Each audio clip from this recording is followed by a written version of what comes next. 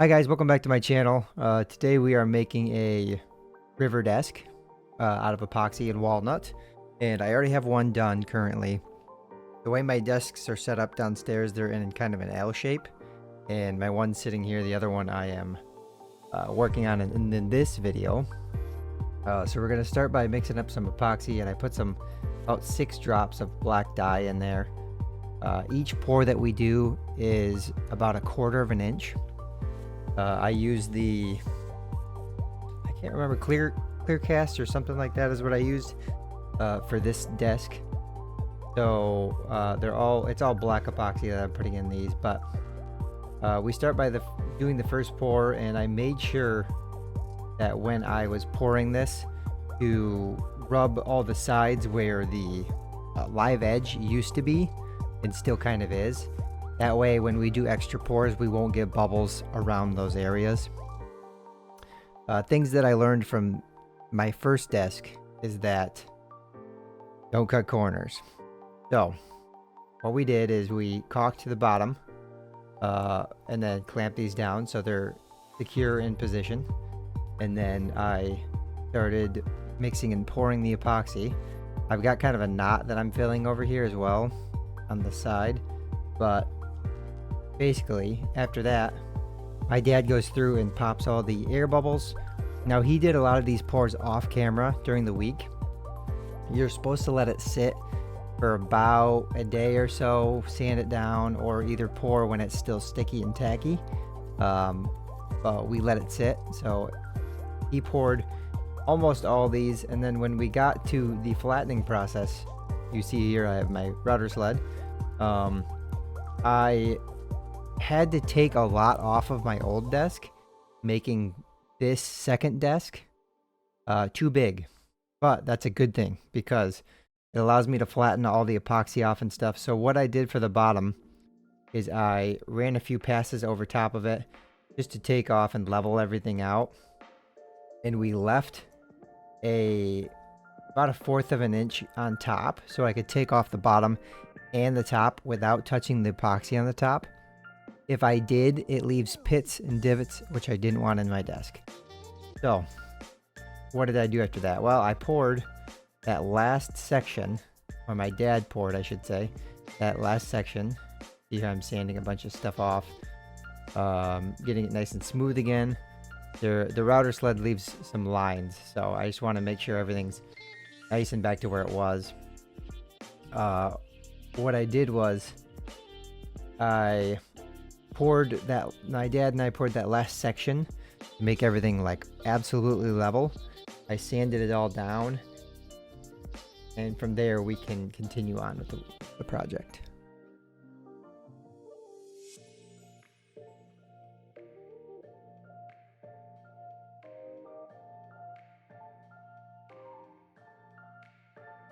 So here I am finishing up some sanding. I made sure to take this up to a 420 grit. I think I started with about 220 or maybe 120 just to get those divots that the router sled makes, and worked my way up to 420 grit.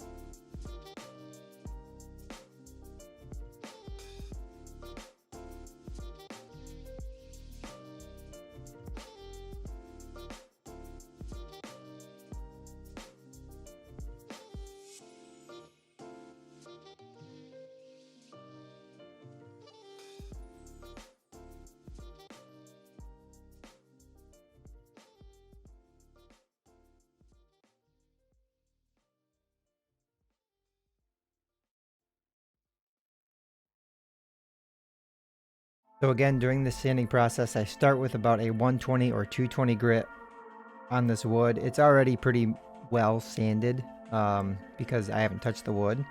So I'm currently probably sitting at a 420 grit, but I just want to make sure I get all those epoxy drips that are on top and anything that either flows over or under well sanded down.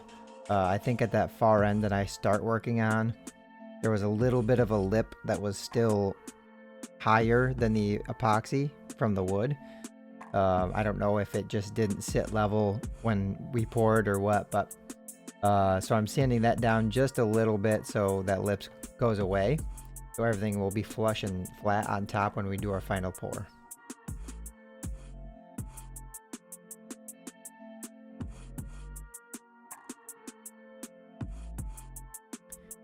And I make sure to go from 120 to 220 to 320 to 420, really getting everything sanded well. I'm rounding these corners off with my sander.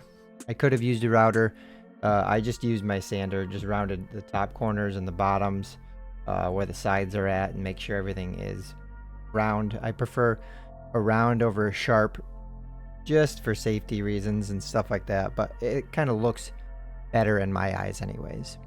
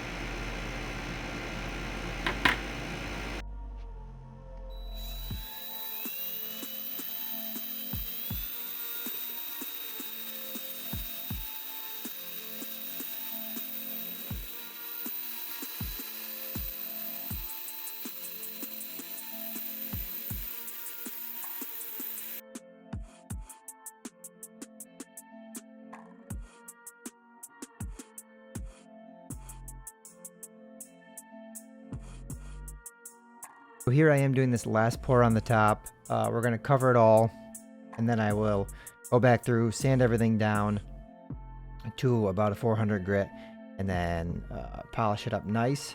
But when I did my dining room table, I left it glossy, and I like the glossy, but the walnut and the black epoxy looks so good with a matte finish, so I just wanted that matte finish.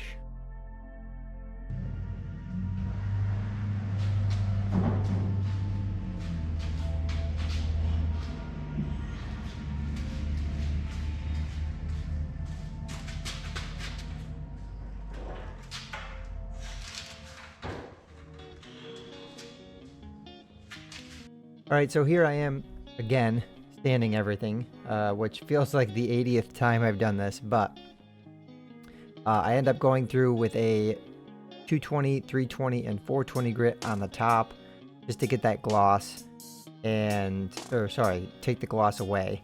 And on the bottom, there were drips from the epoxy that I had to hit. I think I used a 60 grit and a 120 grit all the way up to 420 on the bottom. You're not really going to feel it or see it, but I had to take the drips out for sure. Okay, so let me catch you up real quickly here. There's still some dust on it, I feel it. It rained not that long ago, pretty substantial rain, but I sanded this down. I sanded the bottom, so where all the drips are at, pretty well. I sanded with 60 on the drips, 120, 220, 320, 420. So we're at 420 grit right now. There's still a lot of dust on this thing. I don't know what I'm gonna do, but finish it with min wax, finishing wax. This is what I put on last time, and it worked well. So I'm gonna try to get a little more dust off of this thing. See if I can blow it off. Okay, everything blew off pretty good. So let's try and mat this out a bit, shall we? See if we can bring a little bit of gloss back to this thing, like last time.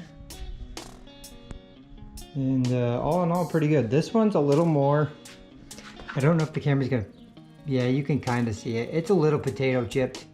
I don't know what really happened. I knew it was kind of potato chipped beforehand when I was planing it down, leveling it out. But I don't know if the last pour we put on, which turned out really good, kind of, the thing with epoxy is that two things happen. It gets really hot. That's number one.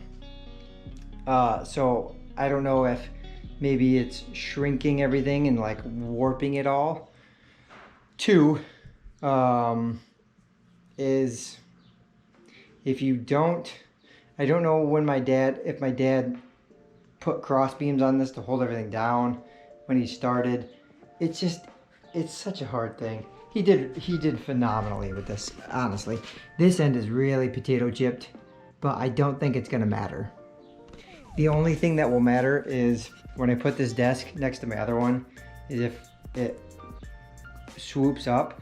If one end is perfectly like pretty flush, I'm happy with it. So let's see if we can get some of this back to life here, and I can put some legs on it.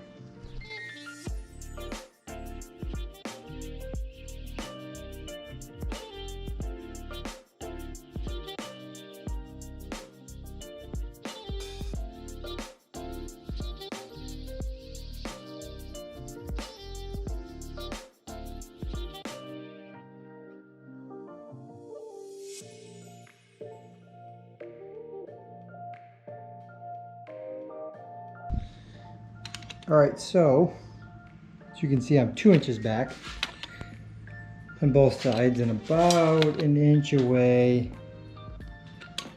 on both sides of this.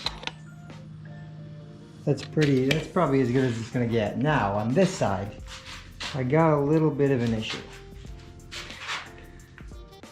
And that is my issue. So I'm thinking I could shim it. We'll try that, but I'm gonna measure everything out and screw maybe 1 or 2 of these in on this side and then work on this side over here.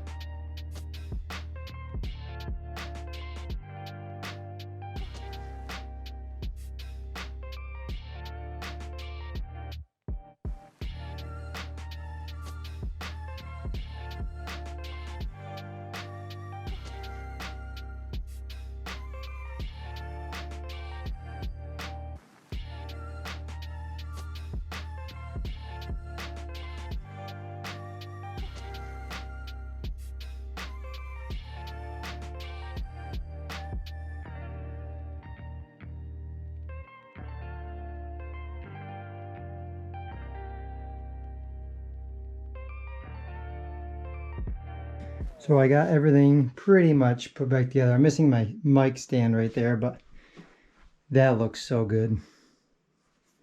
Damn, that looks good.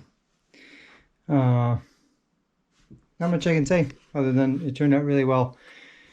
I hope I explained everything well in this video or the previous video so that you guys know what I'm talking about when I'm showing you all this stuff. But yeah, it turned out really good. I'm happy with it. I have a little bit of a lip here. Not that bad though, honestly. If it was for someone else, obviously that would be a problem. Because it's for me, it's not an issue at all. But yeah, that is amazing. Happy with it for sure. Thank you for being here. Thank you for watching. Thank you for supporting my videos. I appreciate everything you guys do for me. And thank you so much to my dad and Garrett for helping with this one. My dad for helping with both of them. They turned out wonderful. Again, I cannot thank them enough. I'm happy with how they both turned out. They're phenomenal. Thank you for being here. I will see you guys in the next one.